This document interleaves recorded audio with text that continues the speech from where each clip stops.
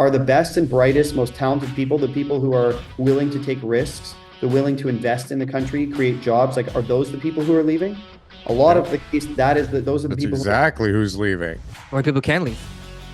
People are chasing lower tax brackets. People Green are card chasing and more money in their highly pocket educated. for the same work. What about like some of the projects, and this is probably things you guys are losing sleep over sometimes, but like some of the projects on these developments that can't go to market right now, like they can't sell. They've already got their zoning. There may not be an opportunity for them to increase that zoning. And they're carrying debt right now on that property, and it's a Big ticking debt. time bomb. Yeah. This is exactly why there's urgency. That's why I said, like, we're not looking to talk about this for the next 8 months and maybe have a conversation when the next after the next election. No, like, this needs to be looked at today, because you're right. There's a lot of builders who, effectively have expensive debt that are carrying this land, thought they were going to carry it for a year and a half. Turns out it's going to be 3, 4, 5 years, and they're just going to run out of runway.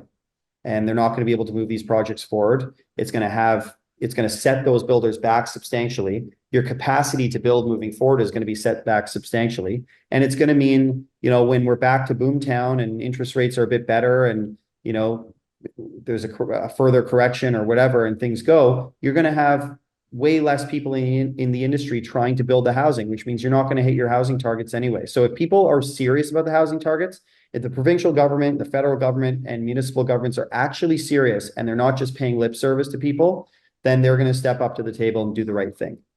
Do you get a sense that they're really serious about things from your perspective?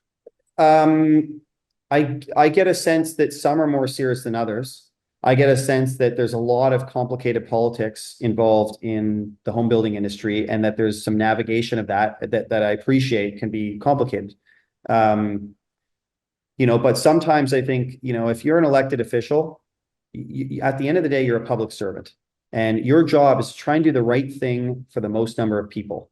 And so if you strongly believe that this idea of a Canadian dream of somebody being able to, attain some version of home ownership, maybe it's not, a 50-foot lot in the suburbs with a white picket fence, but it's, a 500 square foot condo downtown, but something that gives them stability. If you believe in that, then you have to sometimes make difficult choices in order to enable that to happen.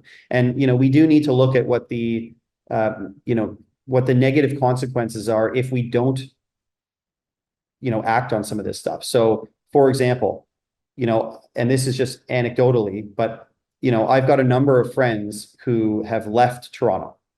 They haven't moved out of the country yet, but they've left Toronto. They're going to places that are more affordable, that they think they have better opportunities. That's not a good thing for the biggest city in our country. For the financial center, it's the capitalist engine of the entire country. We need people wanting to live in Toronto, and we need it to be inclusive for a lot of people. It can't just be for rich people. And so you're going to see more of that happening. That's going to have negative impacts on the cities that benefit from that. So, for example, you've got Waterloo and Kitchener, you've got Hamilton, Calgary, Guelph, like London, places like that are beneficiaries of 100,000 plus people leaving Toronto every year. And so those markets are going to start to become skewed, because you're going to see significantly higher demand in those markets. That's going to drive pricing up. It's already happened in a lot of the small towns. In COVID, it happened when people were leaving the big cities, going to these smaller towns and bidding up the price of housing. So if you're someone who's lived there for your whole life, and all of a sudden, housing has got more expensive, rents got more expensive, because you've got all these, people from Toronto moving in because that's the only place they can afford. It's not a good thing for anybody. So that's one problem. There is risk of people leaving the country. I think it's relatively small in terms of numbers, but we also need to look at who is leaving the country. Are the best and brightest, most talented people, the people who are willing to take risks, the willing to invest in the country, create jobs, like, are those the people who are leaving? A lot of the case, those are the people. Exactly who's leaving. More people can leave. People are chasing lower tax brackets. People Green are card chasing and more money in their highly pocket educated. for the same work, right? Especially if you don't have to be somewhere physically 100% of the time, right? Absolutely. A lot of things changed after COVID, where, there's a lot more flexibility in terms of work. And ultimately, Canada has to compete on the global stage against everybody else.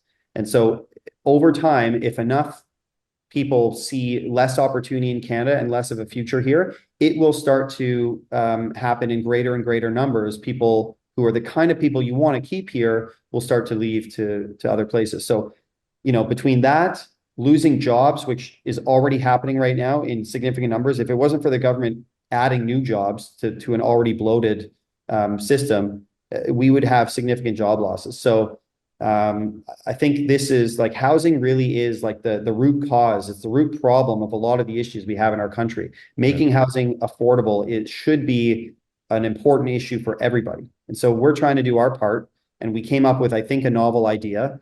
And so we're hopeful the governments are going to step up and come to the table to try and help us solve it.